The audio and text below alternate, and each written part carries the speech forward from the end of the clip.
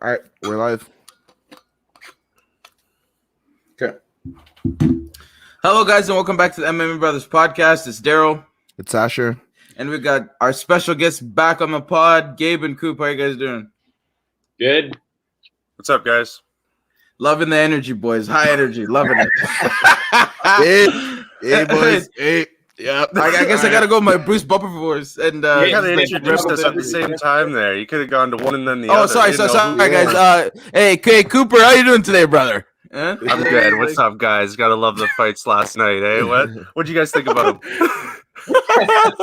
Shut your face, Gabe. How you doing? I'm phenomenal. I didn't drink at all last night. I'm absolutely not hungover. Exactly. Guys, great night of fights. Congrats, Dominic Cruz. Every other prelim, we could talk about it, but we're not going to because it take too much time. We're gonna start off at the bottom. Joey J's going to hang it up, man. But we'll start off at the bottom with Wreckage versus Santos. So Wreckage got the win, decision win. Very, very safe fighting from both fighters. I think both fighters respected each other too much. Wreckage was landing really, really well with the leg kicks in the first round. But again, I guess as Thiago ramped up the striking volume, he kind of slowed down with the leg kicks. He didn't want to get caught with a check left hook or right hook after a kick. I kind of thought that he should have kept on going to the well with that because we still don't know how good Thiago's knees are. As they said, it was really, really bad reconstructive surgery that they needed to be done on both legs. So I don't know if he'll ever be the same again. His explosion's not there with Santos. Wreckage got it done. I mean, it's hard to say that they should have gone out there, just knocked each other out, or, it's not the safe way to fight, but to start off a really hyped card like this, fucking trash, bro. But that's just my opinion. Good job by Wreckage. Maybe he can fight. Who's the winner? The loser of Yuri Prohaska and Dominic Reyes would be a great fight for Alexander Wreckage, and then he can fight for the title. Thiago's got to go back to the well. Don't know who he fights next. Maybe Anthony Smith.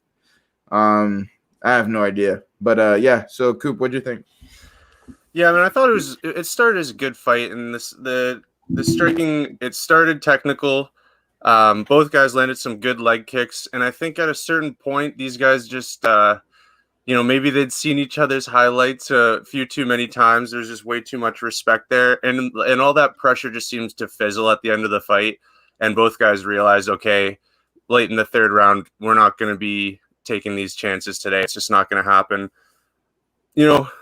Like I said, I said Wreckage was going to win this one, and I think it's good for him climbing the ladder. One thing we talked about during the fights, Daryl, is like you said you couldn't be mad either guy, whoever won. But could you be mad, Asher and Gabe? What do you guys think? If Wreckage lost this fight, could Wreckage have been mad about that, or do you think he earned the decision for sure?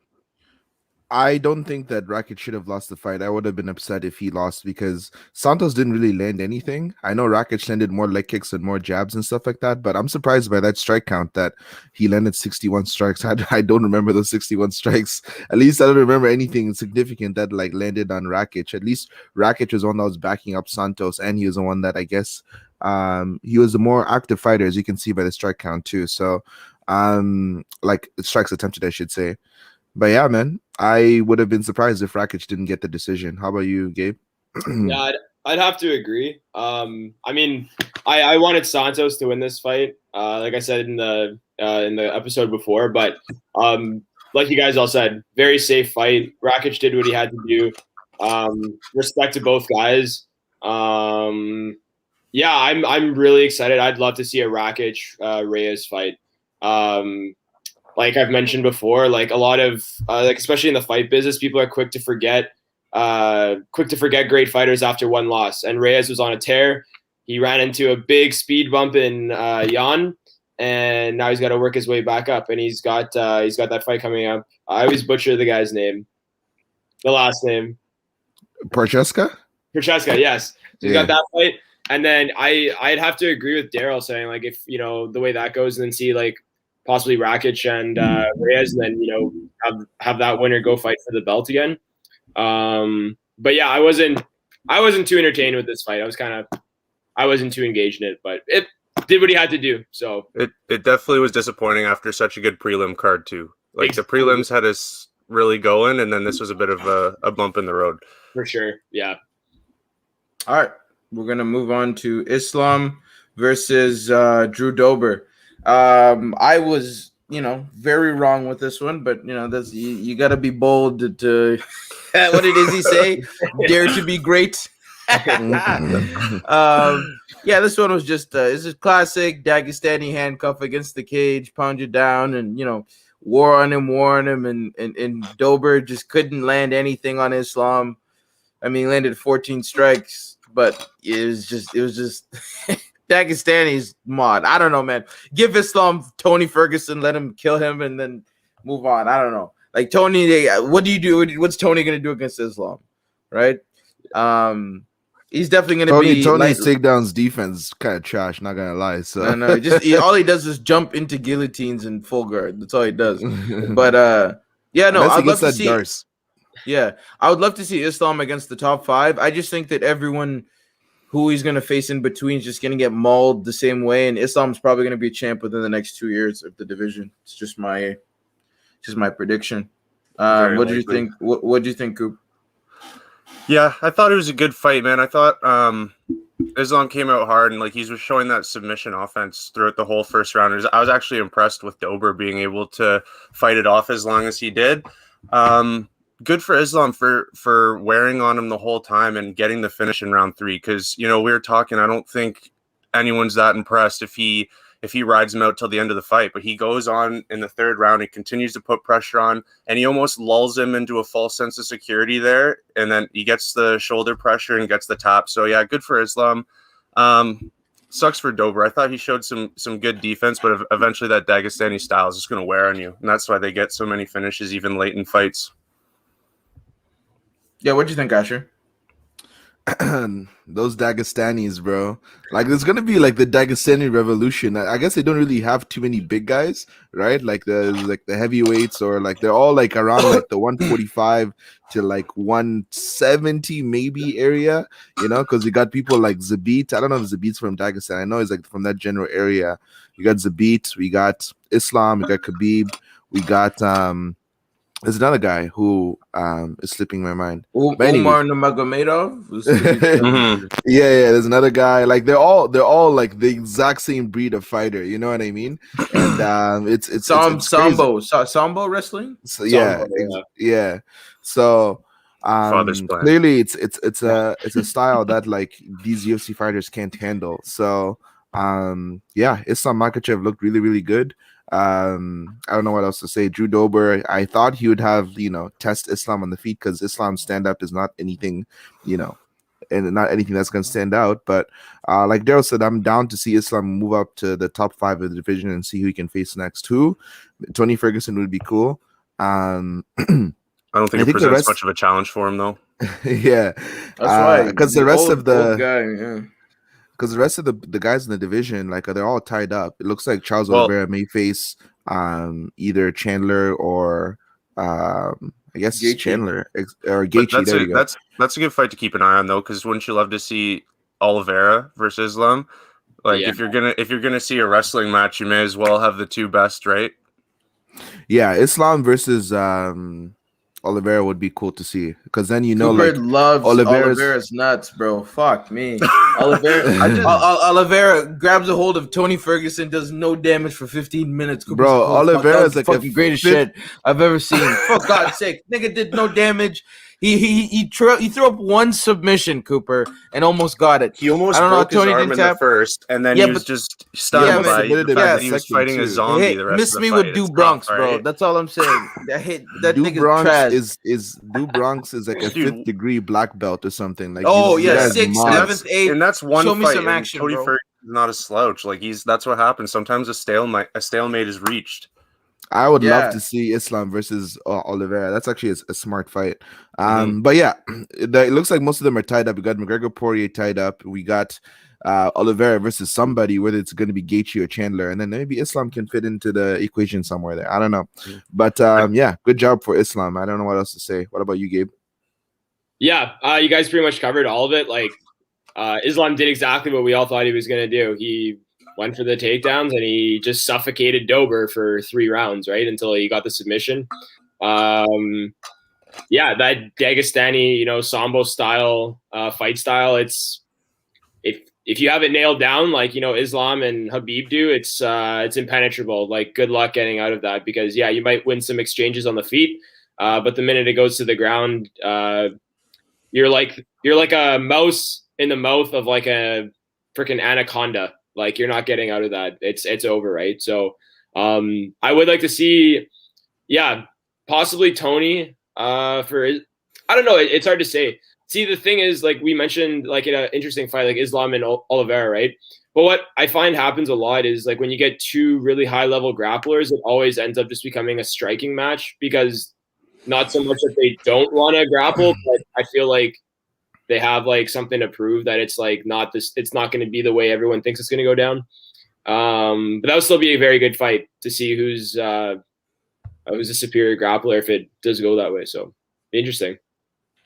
Exactly. Couldn't agree more. We're gonna move on to Peter Yan versus Aljo, bro.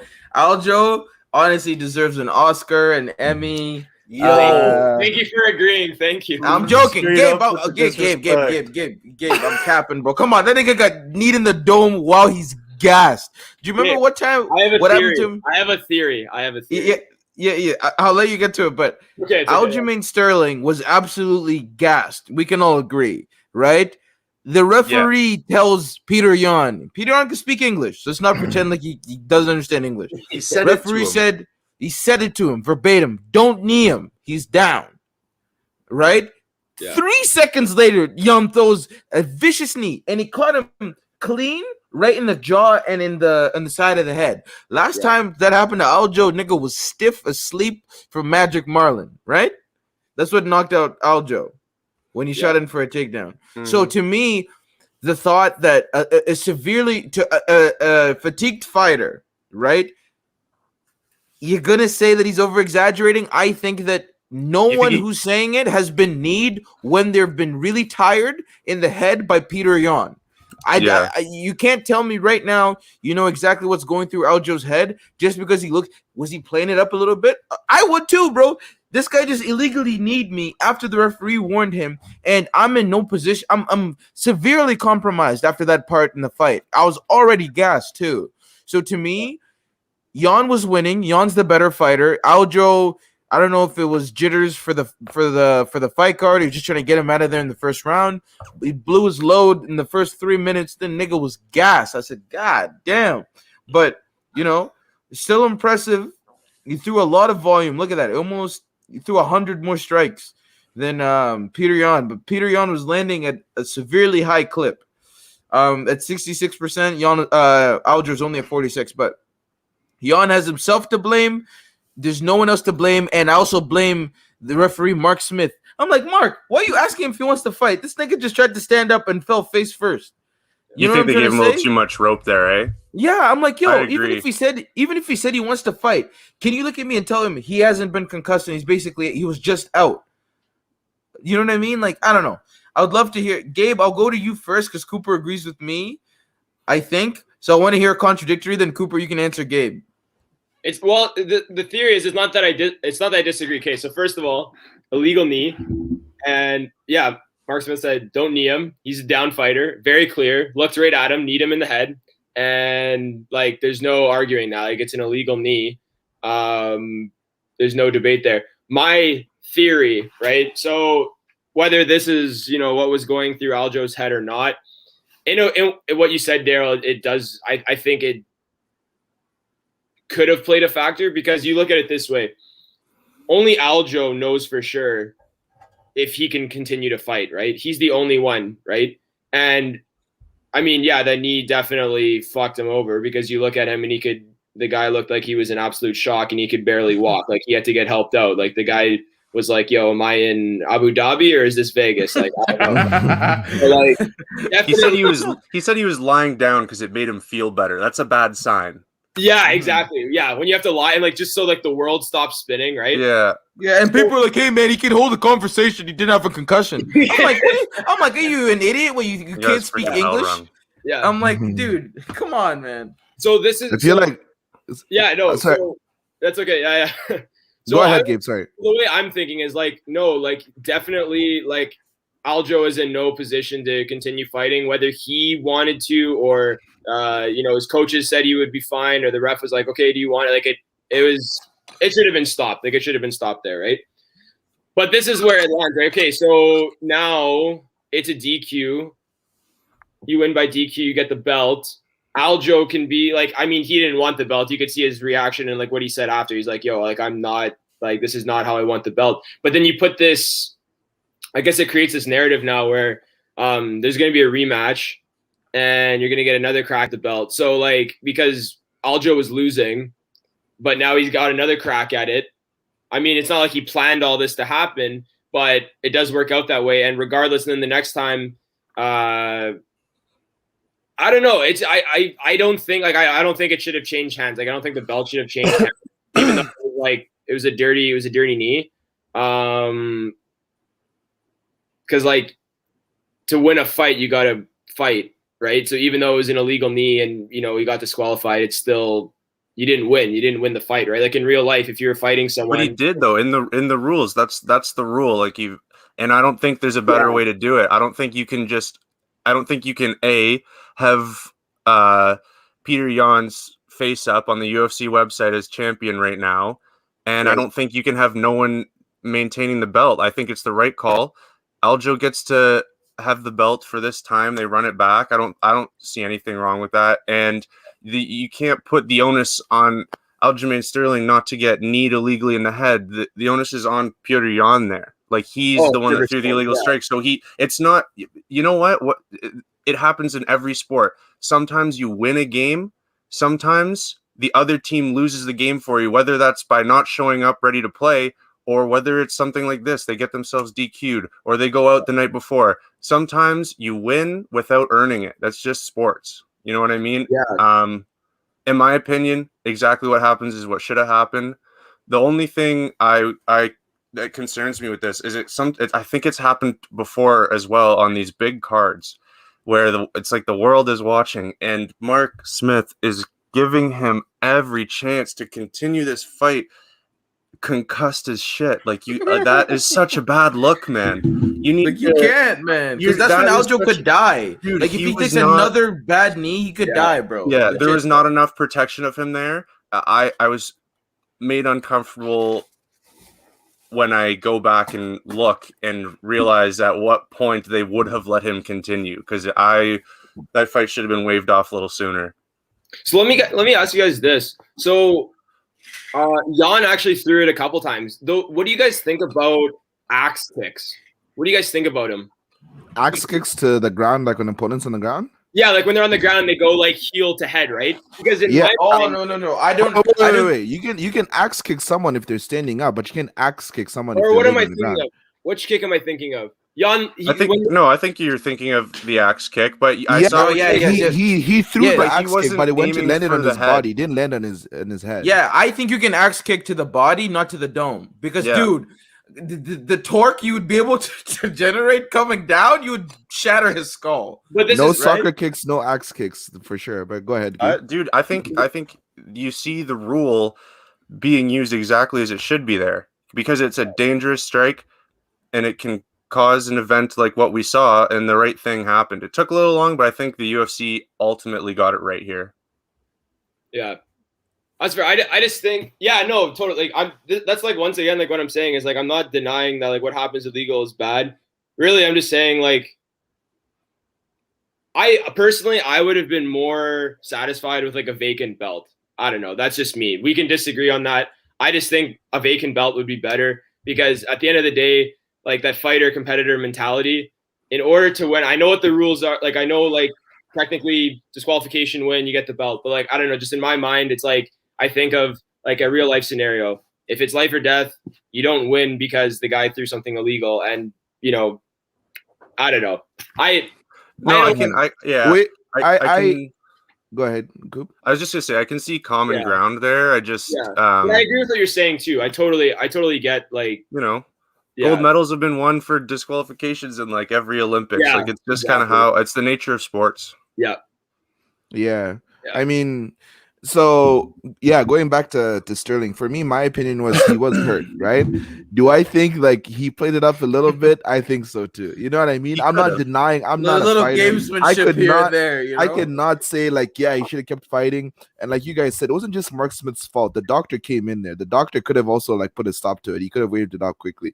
But the doc, I don't know what he was waiting to see. Is like looking at him. He's like, all right, Sterling. So he's looking at Dana White like. The doctor looked like he had no idea what to do. I guess Sterling was giving him good answers. I don't know, but the doctor was looking at him, like talking for like 2 minutes with no resolution. I was like, Doc, so what are you doing here? Yeah. I think that's where Mark Smith got confused, because if the doctor tells you call the fight, then the fight's over. The Mark Smith can be like, all right, let's see how he's gonna do. Continue, no. But the doctor, I think, put it in Mark Smith's hands to say like, yo, I think he's all right. Like, it's up to you, ref. You know what I'm saying? So, and the thing is, in Vegas, the doctors are notoriously known for being on the side of letting the fighters continue versus fighter safety. Like, if you pay attention to fights in other cities and stuff like that, they will stop the fight much sooner than they will in Vegas. It's just been like a historical thing. So the doctors the doctors in Vegas are very lenient when it comes to like letting fighters continue. But can I say something quickly? Yeah. Gabe, you think there should be a vacant belt? That's not a punishment to the champion, bro.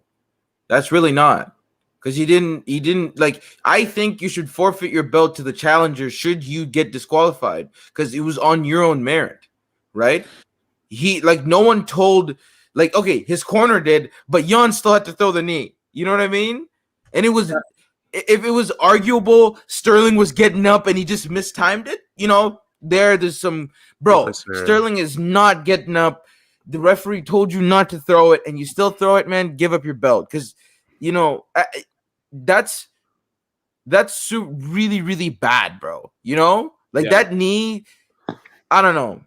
And you didn't even if he had KO'd Sterling unconscious, like if he had KO'd Sterling unconscious, would we still be talking about this? No. But the fact that Aljo, he still got kneed, is able to do an interview, people are like, oh, you know. So, and especially the Cheeto dust finger having people like, oh man, I'd get up from that knee. Right? I loved that picture when I found it. I was like, this is a guy that's definitely like having a beard. Cheeto's like, yo, bro. Aljo's a pussy. Like, whatever, man. You know? Yeah.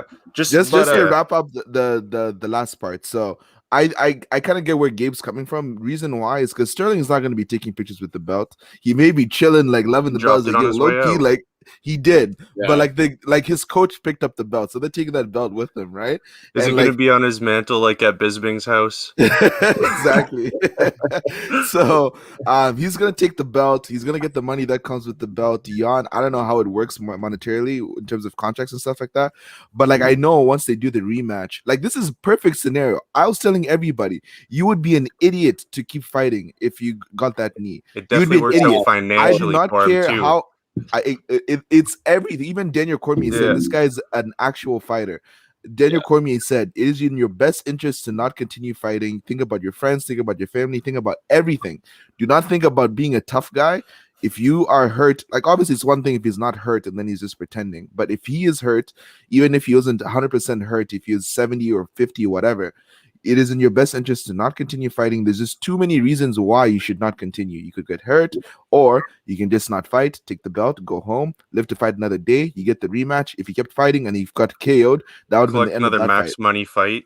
Yeah. Exactly. I'm like, why are people upset about Sterling? Yes, he was acting a little bit, but to me it was completely obvious for him to not continue. Gabe, hey, you are you fighting or are you going home with the money? Gabe, let's put you in that position, brother. Are you staying down or are you like, nah, I need to see Gabe. This is the only thing I'm saying that I don't agree with is like the belt changing hands. I'm not denying that saying Sterling should have kept fighting. Definitely shouldn't have like kept fighting. Like you look at him and it's like, bro, this guy is like in another multi-universe. This guy's like, whoa, where am I? Like I'm on shrooms right now. Like I don't even know what's going on, right? Yeah. But Gabe, you're still going home with the belt though, right? This is I look at it very objectively.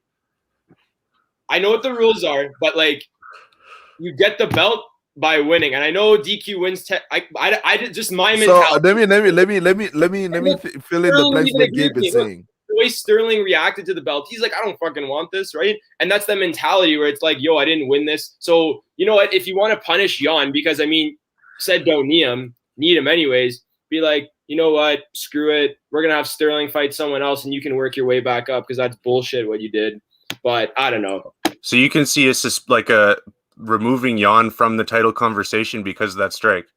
I like not fully, but I could see like if they wanted to go about it differently, right? Just have a vacant belt, have Sterling fight, and then because like let's think of it this way, right? Like but Sterling ate the knee though, Gabe. Come on. It's not Sterling's fault he ate the knee. You got to reward him. Like for what Jan did, right? If you actually want like justice in sports, like you see it in hockey, football, right? Like suspensions, fines, whatever. Yep. Like, why don't you do something like that? Because I mean, it's like I don't know if it was Daryl or Asher. He said, don't knee him. 3 seconds later, he did it. That's like a toddler. That's like a toddler, and the mom's like, "Don't touch that cookie. Don't touch." Well, that you got to talk about what did he potentially hear it from his corner though? Like, he did. I heard people. He shouldn't have need him. He shouldn't have need him. It's like, bro, like he's on the ground, like he was on a knee. Why would you do it in the first place? Like, I think that Habib's coach. One of Jan's coaches in English said, "Only punch, only punch." Yeah, I heard punch. Yeah. And then I think Jan said it in Russian. He said, "Can I kick him?"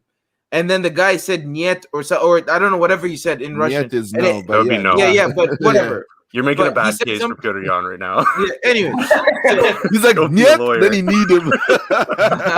So Habib said it to Daniel. All right, during the podcast, said, "Yo, he told him in Russian to kick him.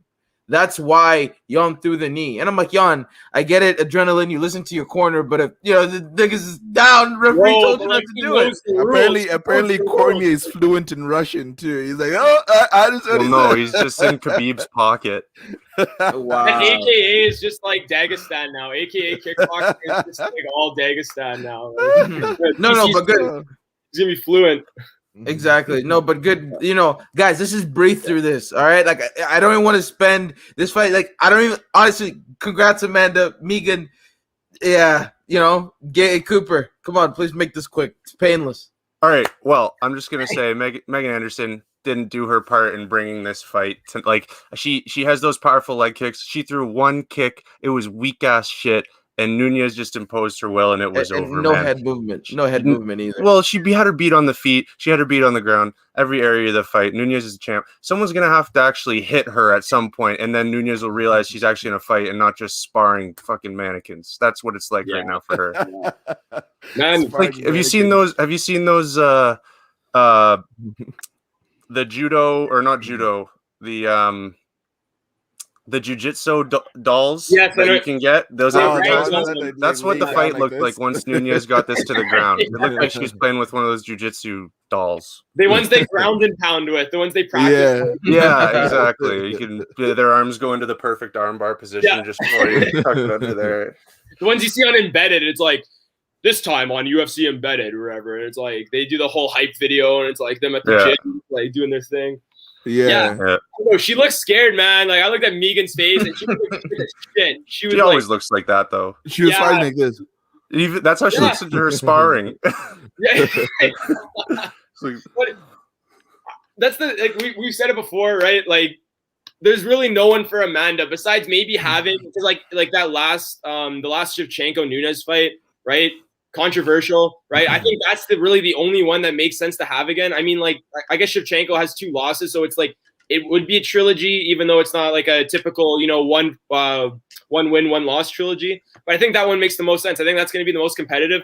Shevchenko's, evolved a lot since that fight too, and it was close. Like people did have Shevchenko winning that fight. I still remember that interview very like, what's the word? I remember that interview, and like I remember Shevchenko in the octagon was like confused as hell. She was like, "How did they, score it that way?" So I think that makes sense. I think 145. I don't know. Like I don't know. I don't think they should like scrap it. I think they should, bring in more talent. I know. It's just a hard weight class to find women, though, eh? Yeah, because like most Megan is like the exception. Like there aren't too many women that are 6 foot, and like this isn't even her weight class apparently. Like she's apparently like a 155er naturally. Which she's so slow. That's exactly. Damn. They need to bring in more talent. There's this Kayla Harrison. She fights in the PFL. Apparently she's like making her way through the PFL, and she's a 155er. So I don't know. I don't really know what you do with the 145s. I don't think there's enough talent to make like really a full division, because like right now, who is at 145? I couldn't even list off names. Like Jermaine Durandamy, her, I think Holly Holm. But like people that like would give Nunes a challenge, you know what I mean? Like new. Oh yeah, no. Yeah, that's a totally different. Yeah, no one. The one thing you gotta love about the entire situation is Nunes' attitude towards it. Like, you can't have a better champion. She could retire right now, sit on her pretty record, and her only person ever to defend 2 belts, and it'd be GOAT status for life. But no, she's like, give me the next person. Like, who's up next? What? Like, that's sick for the UFC. I mean, because it's actually it's such free money that it would be dumb not to take it. She's not even worried, eh? Asher, like honestly, just say a couple words, then let's move on. Like I'm giving a couple words. Daryl said, "Bet on the dog." Like, what do you say? No. And I'll say this. I will say this. Anyone who actually asked me on who to pick, Ash Cooper, I was 6 for 7. I was 6 for 7. You know what? All of our friends had parlays, and they all lost it on Izzy. Yeah, and like, that's what, and everyone that's a great had Izzy in their parlay, and that's a great that's a fucking great segue. All right, so we're moving into actually no wait before I just want to have a quick thing about Amanda Nunes. You know how people always say like who is like the greatest fighter? I'll make an Instagram post about this. You know how people say like, yo, who's the GOAT MMA? They always say like John Jones, Anderson Silva, GSP, whatever. Why don't they just say Amanda Nunes is the greatest fighter of all time, like regardless of gender? Like, why don't we just say that? Most dominant. No. Asher, I'm not saying. Put Amanda against Max Holloway. Let's see what happens. No. Listen. He means most dominant of their peers, bro. Against John Jones, and let's see what happens. You could say the same thing. I'm not talking about like, but that's similar weight class though. John Jones, but I am saying just literally like the best fighter. Who is the best fighter in the world? No, right? Okay, no. See, when you're saying the best fighter, the best, Asher, you could say she's been the most dominant. Okay, yeah, sorry. Because then when I say best fighter, because then people said like, regardless of gender, that she would go, run through the entire men's. Okay, I see. Okay, sorry. I take that back. The most dominant fighter, yes. Go ahead. No. But listen, Khabib, arguably, you gotta if we're talking dominance, does the level of competition not matter? You're telling me it doesn't matter? That's a good point. But you're saying the level of competition comparative to her. It's also wait. Listen, the level of competition. Listen to. Let me just make my point. Will Chamberlain, the GOAT of basketball, is MJ. No. Listen to my point here for a second. How does every other girl in the division do when they face each other? How? Are they competitive? Are they competitive? I guess so. I have no idea. But now when they're against Amanda Nunes, is that Nunes' fault? No. Yes. It just means she's so much better. What do you mean? Like, bro, listen. Training girls to get better. No. Wait. So wait, and I'll ask you the same question. Okay, is Will Chamberlain the best basketball player ever? No. So why? Because the competition. So why don't we apply the same thing to Amanda? Yeah, you're great. People still say Wayne Gretzky's the best hockey player of all time, undoubtedly, and that's just like hockey has changed so much. Like. Yeah, but this is the thing. You'd have an argument against it. The reason why I disagree with that argument is there was a girl named Chris Cyborg who was the Amanda Nunes, and nobody could beat her. And guess what Nunes did to her? Starched her in like 2 minutes, bro. Yeah, but Nunes also got clip. They fought a firefight. There's nothing. I'm sorry. Relax. Let me say this. Run that fight back 5 times. That the women's. Let me say this. The talent level that Nunes is fighting is the best women in the world. That's all it is. Like, it's, like, I think listen, she's the best woman in the world by so much. This is the thing. If I wanted to say she's the best female martial artist on the world, there's not even a person who could disagree. But the reason I say you can't say she's the most dominant, Asher, is because if we apply every athlete, you're considering even the 45er men, right? That's what you're considering.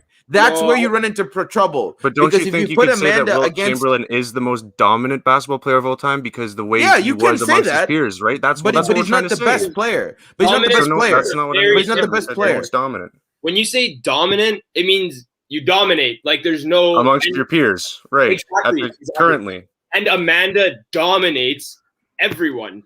Exactly. We say Khabib dominates, but not like Amanda Nunes. Amanda Nunes is like, dude, this is crazy, bro. Another level. Yeah, right? but man, you gotta. Okay, so listen. The reason why we don't consider Demetrius Johnson the GOAT, why? Because he was way better than everyone, but he was fighting nobodies, right? Is that fair to say? Why don't we just consider Demetrius Johnson the GOAT? At the time wasn't right. Impressive like that's what I'm saying. You can't it sucks because no one else has caught up to her right now. But if you look at her against other 45ers in the men's division, right?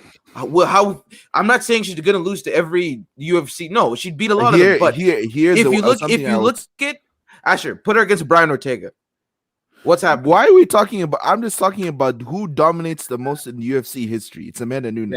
Right? Yeah, she's the most dominant champ. You can say that. You can say both. You can't say she's the best MMA fighter, though. I'm trying to find. I went away from that. But what I want to say though is going back to the whole competition thing. Like, she doesn't have the competition. Amanda Nunes actually has L's in the UFC. Do you know that? I think she has 1 or 2 L's. I'm not mistaken. One against Kat Zingano, one against somebody else. I think she has 2 L's, maybe just one. But she's lost in the UFC before. So it's not like some idea where it's like she just came to the UFC and it was just starching everybody. Nobody could think. She's improved every single year and gone to this point where she's beaten what fighter doesn't improve every year? She has 4 losses in her professional record. She's what, 21? Is it 21-4? 21-4, yeah. Yeah, but what's wrong with saying she's the greatest female fighter ever and the most dominant champ? She's just not the best pound for pound fighter ever. That's the thing. That's true. Because, I guess you wouldn't have her at the top of the pound for pound list. Right? You can't have her at the top pound for pound list because if she faced everyone in her weight class, regardless of gender, because that's regardless of gender they're putting it, right? I think the way it is it's separate. If you look on the UFC website, the pound for pound list is separate for men and women. That's kind of just how it has to be, especially It is. I believe so. Okay, that's fair. And she's fighting. She's the most dominant UFC men and women should champ. Be she's the most dominant champ in UFC history so far, bar none. It's just hard to compare it. She's not the best. Anyways. Asher just said something blasphemous. I just had to check him, but she's the most dominant champ in UFC history. 100%. I agree. I agree. Yeah. No one can tell you otherwise. All right. Yeah. Anyways, do we move it on? So move on. Yeah. So Jan Blachowicz versus Israel Adesanya. So Jan Blachowicz, he was the dog. Asher said bet on the dog in this fight, and he was right. I kept saying people keep sleeping on Jan, bro. This guy's been cashing checks for dogs. I'm like, yo. For the last 4 or 5 fights, Jan has been the underdog. People could have just been cashing checks on this dude. I know. Anyways, go ahead. But so this fight was very interesting. Izzy was getting a touchy-feely. I think he got outstruck in the first round, but he was very, very cognizant that when Jan throws, he likes to throw either one bomb or he chases through with punches, like throwing hooks at you. And Izzy got caught with a few in the first round, but his chin held up. He got caught with some stiff jabs. I was very surprised as to how much damage Izzy was able to eat because he got caught flush with a few strikes from Jan, and he didn't go down with everyone else because he's always moving and rolling with the punches. So I was super impressed with that. Man. Yeah, he's got a chin, and he stunned Jan. He almost finished Jan in I think in the third or fourth round. Jan was like stumbling, and then he was able to get the takedown. So I think that if Izzy wants to, his striking is going to continue to be great, but it can't get. It's going to get incrementally small, a tiny bit better. Where he needs to work off of his back, he can't be with the light heavyweights and have that ground game. That's not going to work because those dudes he's underweight. Are way when too big. You get someone heavier than you, technique is almost out the window when you have a guy. No, it's not out the window. Well, dude, when you have a guy 25 pounds heavier in the octagon, I get what he's saying. He's on top of you. There's not a lot of technique that's going to help you there. When the other guy's also technically sound fighter, that's why Black Beast no technique. He just uses his power to get up. That's all. Exactly. But this is what I'm saying, Cooper. Just because you're stronger than me, I can use that against you in jiu-jitsu. There's ways you can nullify, but you need to be a high-level jiu-jitsu practitioner. But that goes out the window when the other guy is also sufficient in jiu-jitsu. Exactly. But what I'm saying is Izzy's not, right? Izzy's ground game, you cut through it like butter. Yeah, You know what I'm trying to say? I just still don't think with Jan being he's a decent ground game fighter. I don't think there's really much Izzy could have done on the ground there, other than put on weight before the fight. Exactly. And DC pointed out something that I didn't even notice. Whenever Adesanya is in like a close situation, he leans back a lot and leaves his hips forward, right? So that presented the opportunity for Jan to get taken down. Now, Izzy does that a lot. So if people see that, he's got to be careful because people are going to start taking him down. If they time it right, like when Robert Whittaker would enter with strikes, but the only problem is you're getting clipped as you're entering because he'll hit you, right? Well, that was kind of the question before the fight, right? As Izzy said, like, I've done these super fights. I've fought heavyweights in kickboxing. Yeah. But in kickboxing, you can beat them on the scorecard and you don't have to worry about getting taken down when you're doing all this, right? And that's a large part of how his defense is. And don't get me wrong, Izzy's defense was crazy. Like, we were talking about how really great fighters just make you miss by that much. And he was really making that show, especially in the third round. He had some really sick defensive highlights there. But in the end, it's UFC, and like that's what makes it difficult about UFC to do these super fights. Is he might have been able to show his defense on the feet like that, but it opened him up to getting taken down and dominated by the bigger guy. And his leg kicks were doing severe damage. Jan's leg was beat up after the fight. I don't know if you guys saw the pictures of it, but it was severely wrapped up. And I just think that seeing Corey get KO'd going for a low kick might have deterred Izzy.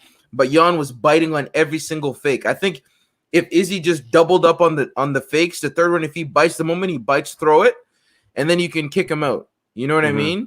So, I mean, Izzy's a way higher level. I shouldn't even be saying what he should do next time. But I think that I'm happy he lost to Jan, because if he got through Jan and got the false bravado to go with Jones, seeing that ground game, what John Jones would have done to Izzy's face would have just like each elbow. Like, remember when he head kicked DC and was throwing elbows on the ground, how vicious they were. Like they would have every tweet Izzy sent, John would. Oh man, look at how much bigger Gustafsson is compared to Adesanya, and look at what he did to Gus on the ground. Imagine John Jones the top of Izzy, bro. That would have been mad. Like Brendan Schaub said, even before John put on mass, he was still ragdolling the heavyweights. That's what Brendan Schaub said. If you ever want to see some kind of super fight between those two guys, they almost got to just run it as a kickboxing match, because I don't think there's no question as to what'll happen. Yeah, like Izzy, like on the feet, it's not that John's gonna knock out Izzy. Like, I don't think that would happen. But like John would just corner him, take him down against the cage, and just I wouldn't want to see John Jones full mount Izzy, because it would just. Oh, Mark Smith better stop the fight earlier on that one. You know what I mean? But yeah, Gabe. Mark Smith would call him the dog. Exactly. Dog just like, I mean, he's good if he says he's like, yo, Mark, bro. I mean, he's still breathing. So like, Gabe, what did you think about this fight? Yeah, no, I think it was a win-win. I was very happy with how it ended. Obviously Adesanya is my man. Like Muay Thai background. Very big fan. But I think it's a win-win. They both retain their belts, right? Jan beats one of the great. I mean, Izzy's still, early. You could say, I mean, that was only his 10th fight in the UFC, I think. But his legacy is like he's had so many fights in his career just because he switched sports. So it is a hole in his legacy, I'd say. I'll pose this though, right? Look at how many fighters don't step up and take challenges, right? Like tons of fighters, right? And I think even though so back to how they both won, right? So they both retain their belts. Jan beats, Izzy, one of the greatest fighters, when Izzy retires, he'll be one of the greatest of all time. There's no doubt he's going to be in the Hall of Fame. I think that's pretty fair to say Izzy's going to be in the Hall of Fame. Izzy, went up a weight class, took a chance, didn't work out. He also Jan started dominating on the ground, but he also they both didn't look too mangled after the fight, right? Like it wasn't it's not like one person got completely wrecked. I don't think Izzy's confidence is really hurt. You heard him in the press conference after. He's like, if you want to get off the hype train, go right ahead. I don't care. He was very happy. They both looked happy.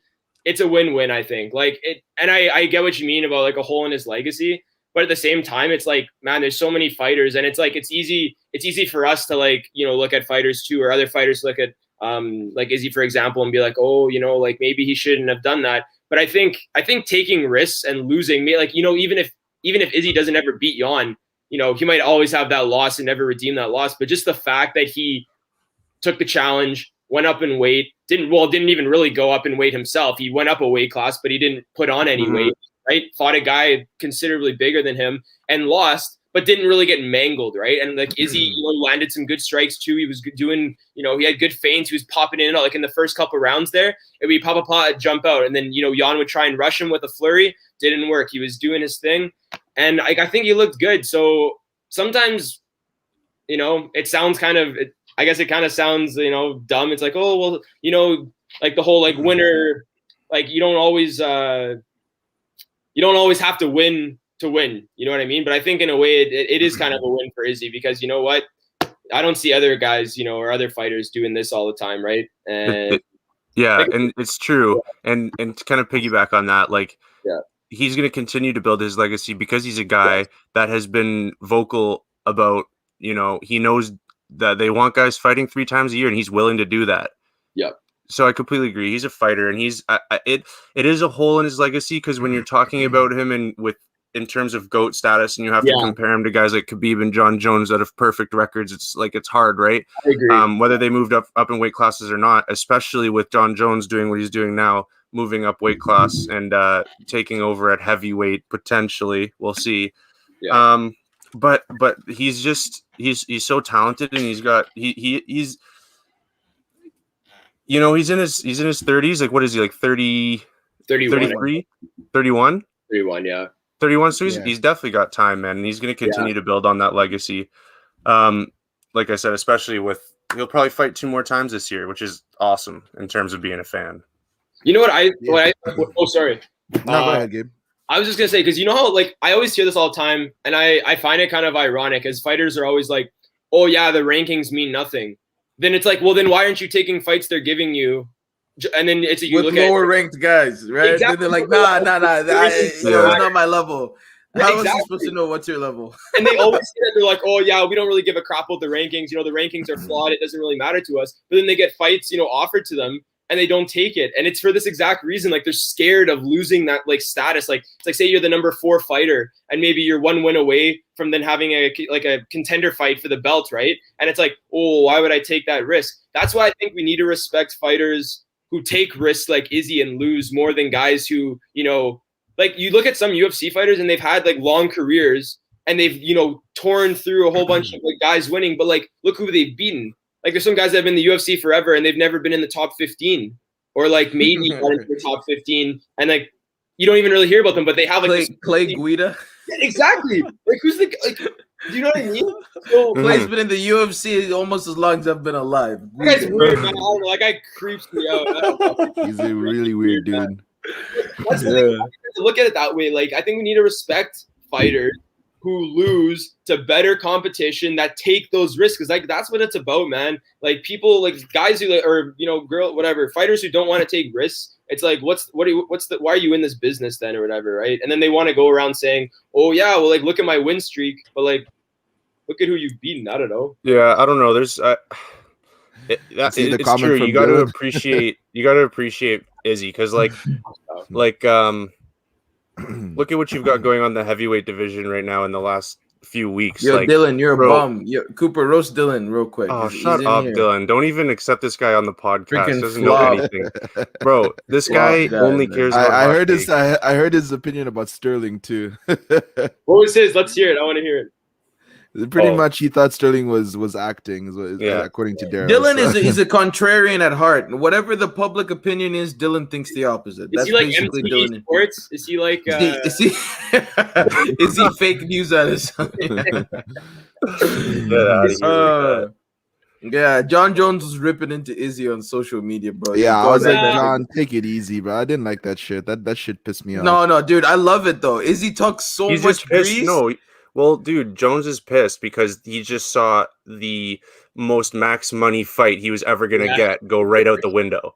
Like he's but John is an idiot. He's happy. He's like, fuck. I knew that nigga was trash. I'm like, I don't think he's happy. I think he's pissed off, and this is how he's reacting.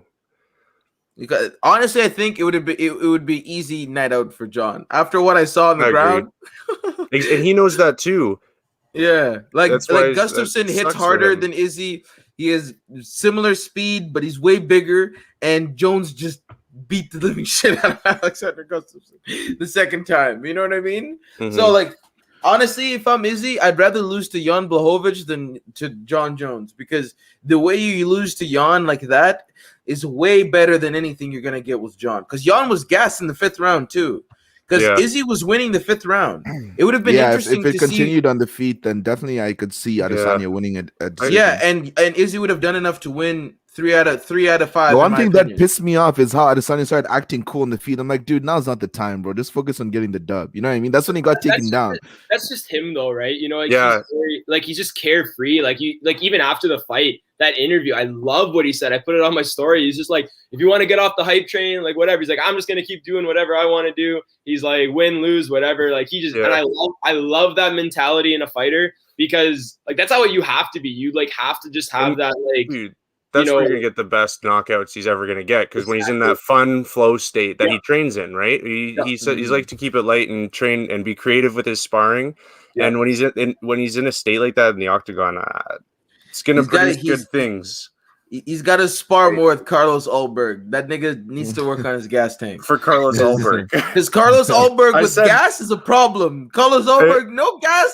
I was saying, I think Ulberg and Izzy train together, and that when they spar, and Ulberg only works on offense, and that's how Izzy gets so good at defense. And that's why Ulberg thinks he doesn't have to move his damn head. All right, Ulberg, I want you to throw strikes at me.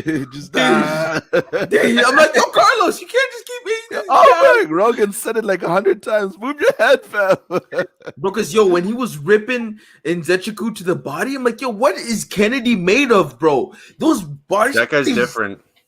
These guys made of bark. Let me ask you guys this: what do you guys think of this? Okay, they proposed it, or they were asking Kamaru about it. What do you think about that fight? 185. What do you Kamaru versus Izzy? What do you think of that?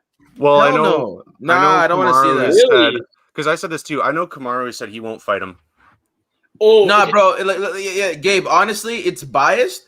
I'm African. I don't want to see them go at each other. Because think about it. Imagine 2 Canadian champs in those 2 divisions.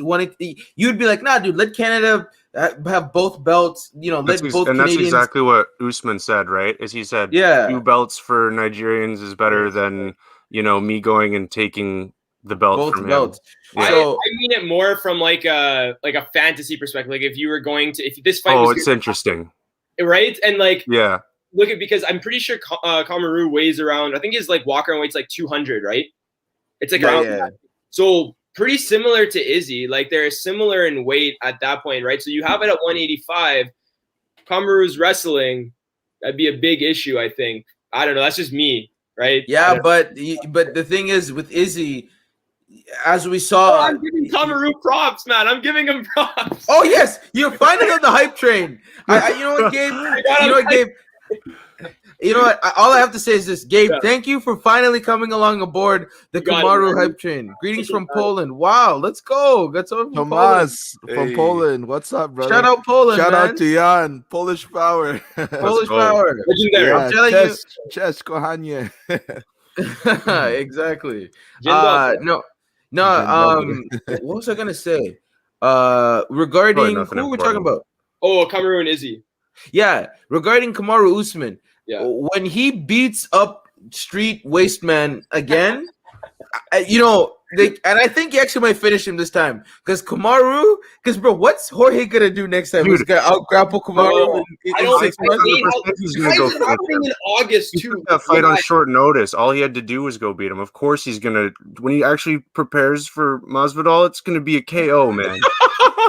Bro, I'm telling you right now, especially Colby would beat the living shit out of Jorge Masvidal. So would Kamaru Usman, and they're both gonna do it the exact same way. Why is this fight? When is it booked in this the Jorge Usman fight? When are they? Booked Dylan's now going at Gabe. Gabe, tell Dylan to shut up. Bro, No, he's a nice guy. He's just being silly. No, I know. He's not even that nice. Dylan, okay. He's gonna comment. Dylan said he wants to call in. How tall is Dylan? Dylan wants to join. Yeah, send him the link. He wants to join in for. We'll allow him for. You have the link on Facebook. Send it to him. Is this gonna turn into a Colby Usman press conference? Yeah. Because listen, man. I'm telling you, Gabe, Kamaru Usman is the GOAT. I don't know why people are like, oh, he's gonna defend the belt, this or that. He's cleaned out the whole division, though. Yeah, he's cleaned out literally the whole division. And I'm giving him props. I think that would be a very interesting fight, whether it happens or not. You're gonna have, I don't know. It's very interesting, but yeah, I don't like this Usman Jorge rematch. Like, why? It makes no sense to me. Like, I don't know. And they're waiting so long. The narrative's there. Yeah, exactly. Because technically it isn't booked yet, but they said it's because then didn't Jorge this week say that it wasn't like supposed to be released yet, but he said it's happening like August. Yeah, I don't know, bro. The reason Kamaru wants to fight, it's the easiest 170 fight he's gonna have. What you mean to tell me I gotta worry about one flying knee in the first 15 seconds and then Jorge's done the rest of the round? But I think the narrative is there to run it back like that. I'm in favor of when a guy takes a fight on short notice like that, like Masvidal did, and loses it. Like, I don't think there's anything wrong with giving him another chance. I definitely think the narrative is there, for Masvidal to go show what he can do on a full training camp, and it's also there for Usman to show, okay, could this guy, like, with me really training for him, can this guy really be in the octagon with me for 25 minutes? Yeah, so we'll see. I like it. I like the fight. But then why don't we give Al Iaquinta a rematch against Khabib Nurmagomedov then? That's something people. Yeah, people are so quick to forget that fight. I know Al isn't on Khabib's level. Like, there's no doubt he's not in his level. But people forget it once again. Like, back to my example of how even though a fighter didn't win, the way they lost is so impressive. Like, look at. I mean, Al went the distance with, arguably the best fighter of all time. Like, let's not get into a whole debate about it, but like arguably the best fighter ever, right? Mm-hmm. And look how he was able to survive. I mean, that's crazy. You have to give like rank guys who have fought Khabib. It's like he survived, right? Mm-hmm. And people don't even talk about it anymore. Like, people I guarantee there's a bunch of people who don't even like remember that fight or don't even really think about it. Exactly. I think he's done the best against Khabib. He did the best against Khabib that we've seen. I think he's just a guy that's a little bit in the, when you talk about the modern era of superstar, he was almost around during the era right before that, and I think guys don't think of him as much. Yeah, because that's like, I think he's a Hall of Famer of the sport, but like new and casuals don't really know who he is. You know what I'm saying? Yeah. And why is no one shot in on Khabib? Why is no one taking the fight to him? What do you mean? I think that would be like the worst thing ever. Like, no, he means going for a takedown against Khabib, trying to get on top of Khabib. I don't think it's the worst game plan ever. Why? I think they probably just spend too much time in training camp thinking the game plan is takedown defense. Reverse psychology. Have we seen Khabib on his back? Have we seen Usman? Imagine Khabib has the worst ground game off his back. He's actually trash. You never know, man. You know what? It looks like Izzy up his back, bro. It's like, if I'm training Justin Gaethje, I'm like, Justin, I know you don't wrestle. We're fucking wrestling today, buddy. Let's go, Justin. Let's fucking go.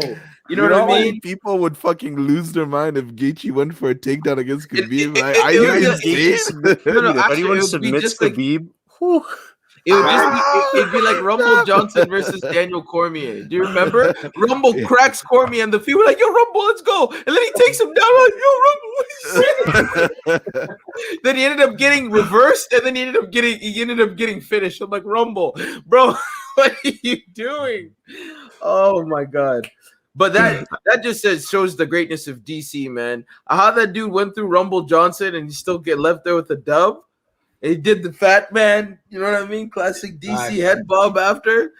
Oh man, that bought the win. Just proves that looks don't mean shit. Exactly. Yeah, like, but anyway, Andy Ruiz, like classic. He's actually lost a lot of weight lately. He's dropped a bunch of fat. He's down, 25 pounds, I think. Yeah, and he looks good. Like the way that man moves, like, and you know what they say? It's like, I think so. I don't know if it was Andy or someone else, but they're saying like when he beat Anthony Joshua the first time, right?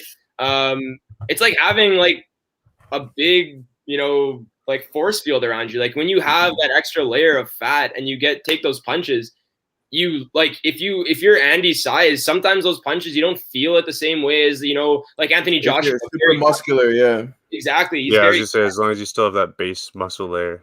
Exactly, and he does. It's just under. He's just wearing a blanket. We'll just put it that way. Exactly. Over.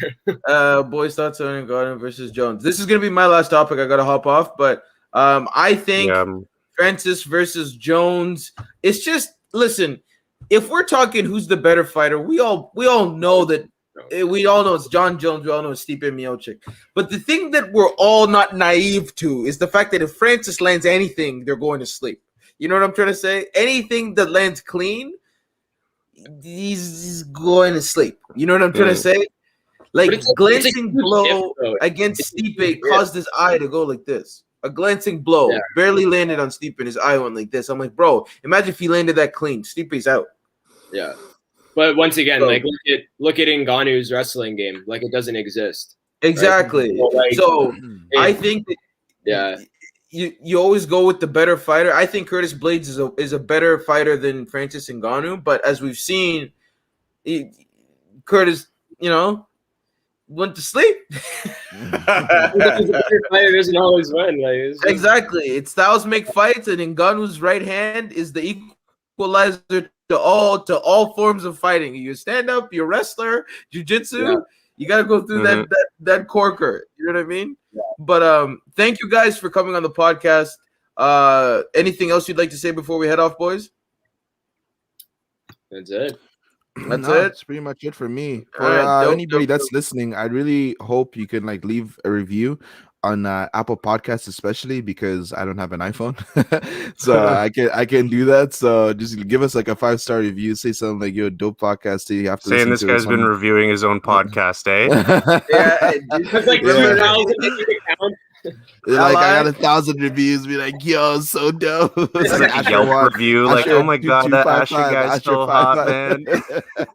I know. Make sure to mention that Cooper takes notes for fights on the review, and you really like that. Good about himself. Yeah, you gotta be prepared, bro. Is it helpful or not? Like, come on, we both know when we're watching the fights, we're drinking a little bit. So, I need some notes to be able to recall everything that happened and Daryl, put on a good show. Fantastic. Yeah, exactly. Right, helpful for Asher too. Thanks for listening, guys. And I'm heading off. Yeah. All right. Thanks for having me. Yeah. No worries. Take it easy.